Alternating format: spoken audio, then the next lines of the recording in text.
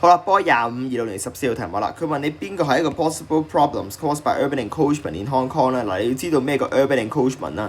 urban encroachment 嘅定義咧就係一個 planned 或者係 unplanned 嘅將 rural land use 去改裝成一個 urban land use 嘅一個例子啦，嘅一個行為嚟嘅。OK， 將 rural 去變成 urban 嘅一個行為嚟，咁所以就會導致 loss of farmland 啱，因為 farmland 會變咗做 urban areas。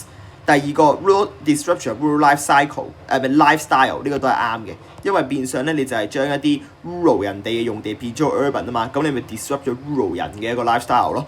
咁第三個 high risk of flooding 啦，呢個咧可能咧一開始咧大家會唔係好理解，咁但係呢一個其實係啱嘅。你要諗下就係好簡單，就係咧你要見到我哋 rural land use 有一個好重要嘅 land use， 佢哋叫 fish pond 或者 wetland。佢哋兩個有個共通點嘅，佢哋兩個都係可以 absorb water 嘅 ，OK，absorb water。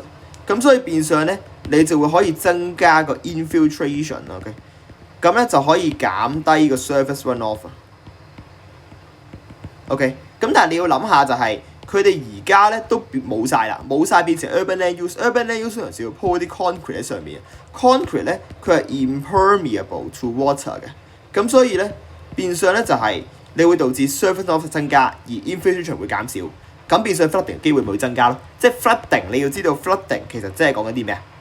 即係講一個 bank discharge 同個 peak discharge 係有咩關係啊？